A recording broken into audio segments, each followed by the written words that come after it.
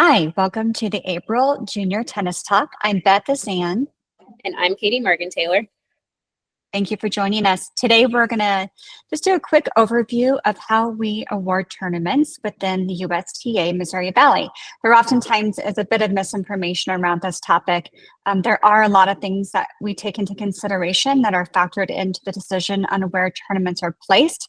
But probably the number one misunderstanding is that USTA goes to a facility and tells them which tournament they're hosting and when they're hosting it. And that is not the case. We don't have that kind of power. Wish we did, but we don't. So we do rely on our facilities to apply for tournaments as a starting point for what we call the bid process.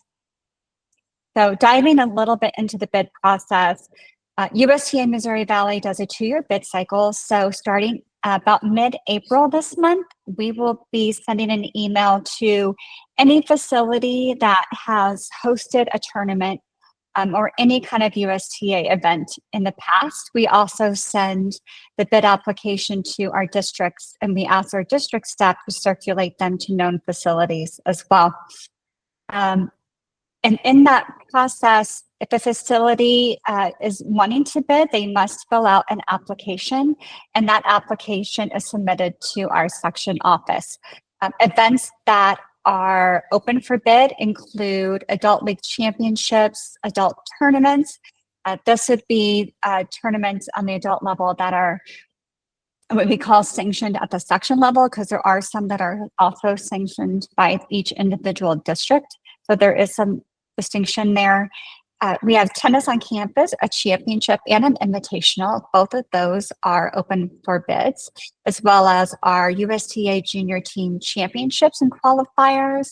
And then, of course, if you're watching this, you know about all of our junior tournaments. We will be accepting applications for those as well. All right, so just looking at the junior events that specifically are being hosted on, since this is the Junior Tennis Talk. The first thing is USTA Junior Team Tennis JTT Championships. And then from the junior tournament specifics, we have our level 2 intersectional, which is the Battle of Mississippi, our level 4 intersectional, the Mid-America Mashup, Rally in the Valley, which is our closed level 3 during the summer. And then we have our level 4s, our level 4 teams, all our level 5s, and all our level 5 team events as well. Thank you, Caitee. And I should have also put on the slide, my apologies. There is a level 3 close that falls in October that is also open for bid. Okay, so one of the things that we look at, not just with the bids, is really looking at where are we going to place our tournaments throughout the calendar year. And that is important consideration so that when we are ready to send the applications out to facilities, they already have the dates for those events. So looking at all of our products, USTA National dictates how many tournaments that we can host within our section as far as a level 3 close, the level 4s, our level 5, our level 5 team, and then the 2 intersectional events. So keeping in mind the number of those tournaments, we then start to look at what weekends are available. So we need to avoid other USTA events. So our adult league championships, adult tournaments, JTT qualifiers and championships. And the reason for that is twofold.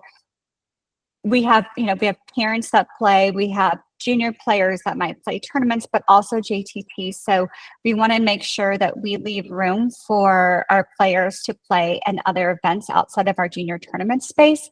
We also don't want to compete for courts, and we don't want to compete for officials. So if we place our tournaments on the same weekend as an adult league championship, it might make it much more difficult for us to secure officials for our junior events because they're officiating the adult event.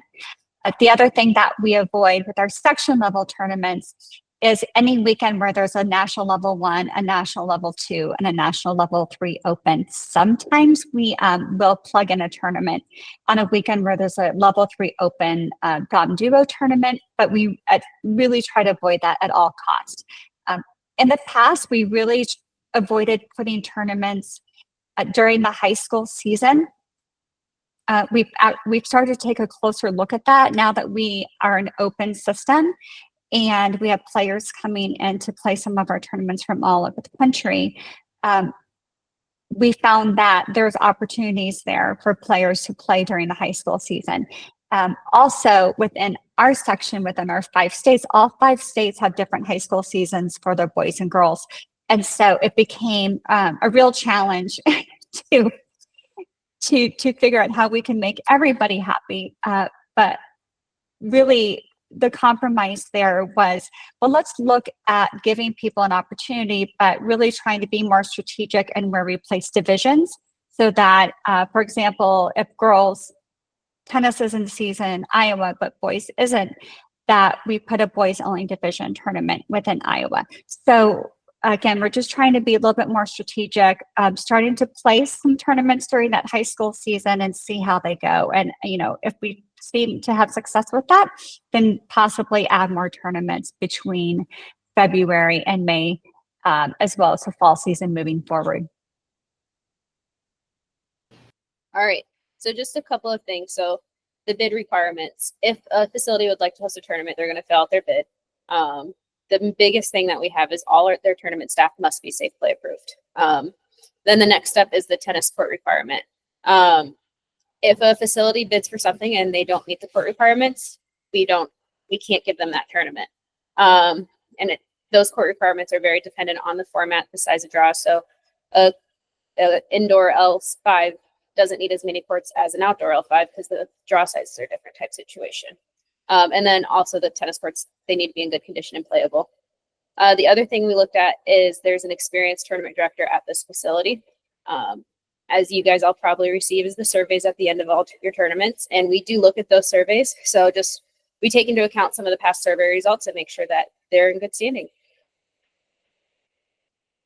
All right. So once the application deadline has closed, all of the data is organized on a spreadsheet. And in the event that more than one facility has bid on an event, those specific events will go to our sanction and scheduling committee for review.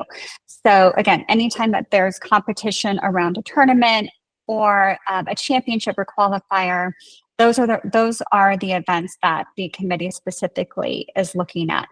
So we have to make a decision which of these facilities that have bid on this event will be awarded the event. So there are some overarching goals. And just to be clear, I do not sit on this committee. Caitee does not sit on this committee. So I don't want to speak for them, and some of these goals might shift. But generally speaking, the committee is looking for a geographic distribution throughout the section. Depending upon what the requirements are of a tournament, that it can become a little bit more difficult in the summer months, especially when the request is that we keep a tournament at one site or no more than 2 sites, because we do not have a lot of outdoor facilities with enough courts to host those tournaments. So we do find that we are going to Oklahoma, may possibly Topeka, St. Louis, more often than not, mainly just because they have the facilities and the experience to run those larger tournaments. In the winter, we tend to have to split those divisions because we don't, it's winter, we move indoors. And so usually indoor facilities has 5 or 6 courts at the most. And so we have no choice but to split those divisions. And that does make our geographic distribution a bit more manageable. But keep in mind, they're also looking at the adult space too. So it's not just about junior tournaments, it's about how evenly distributed all of our events are across our entire section. So I think I touched on this. When we're looking at a facility, sometimes in the junior space, we can get very siloed and saying this facility only has 1 junior tournament. That's not fair, but from the section standpoint and through the sanction scheduling committee, we see they actually have 4, 5, 6, 7 events because they're hosting adult tournaments, adult league championships, JT2 qualifiers, so on and so forth. So just know that it could be that the facility only bid on 1 event and that's why they only have 1 tournament, but it also is a possibility that they are also hosting events outside of that junior tournament space, and that is a factor that the committee takes into consideration. As Caitee touched on before, when we're looking at the competing bids, certainly the number of courts that they have is going to be factored in. So if a facility has been on a tournament, but they don't have the courts to support that tournament and they don't have a second site, then they won't be considered by the committee as a possibility. For sure, tournament director experience. For these higher level tournaments, we want to make sure we have a seasoned tournament director. We definitely have a lot of time, but Caitee and I can work with a tournament director to build them up and prepare them for these higher level tournaments, but they need to have some experience at minimum at a level 7, level 6 in that tournament space running those events. Amenities is always great. And we get a lot of feedback from our tournament survey results on the facilities and the amenities. So your feedback helps us quite a bit. So based on what we're told and what the reality is, sometimes those don't match up. So, but is there access to water and ice? Does that facility have shade, especially during that hot season? Are we putting spectators or players out in a situation where they don't have an opportunity to get out of the sun? Racket stringing services, access to area hotels, restaurants, a distance to a local airport. These are all things that are taken into consideration when we decide where we're going to put a tournament. And not we, I shouldn't say that, when the committee, Sanction scheduling committee decides which tournament they're going to award to which facility. All right, so if you want more tournaments in your own backyard, the biggest thing you can do is encourage your local facilities to apply for the bid process, through the bid process. Like Beth stated earlier, we are happy to meet with anybody and get them caught up with a tournament director standpoint, or even if they just have questions about what goes into the bid requirements. So yeah. And then Caitee and I will also, again, as I just want to reiterate, we provide a lot of support in training, but also in admin support prior to a tournament launching. So just with helping you get the tournament set up, we do the selections, we help make the draws. So there is a lot of support in that. So we want to, we understand that our pros and our facilities are very busy, and we just try to take on as much as we can to free up their time to run their businesses. So thank you for joining us today. We appreciate your time. You may have questions as a result of this presentation, so our email addresses are listed here. I also believe they're in the bio, so please feel free to reach out to us if you have questions, if you want more information and how you can really circulate this bid information, or perhaps how we can work one-on-one with somebody to make sure they're trained and ready to go. And I also want to mention that we have recorded and aired January, February, and March junior tennis talks. The last one was an interview with Sky Metatali. She was our 2024 sportsmanship winner. She got to go to the US Open, so she just provides some insight on that experience, and well as we give a better overview of our Super Sports sportsmanship program. So that QR code will take you to our YouTube page.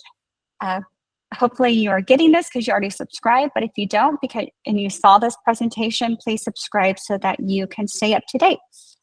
We have a lot of great topics coming down the pipeline, so I hope you'll find them to be informative and helpful. But you all have a great weekend, and thanks for joining us.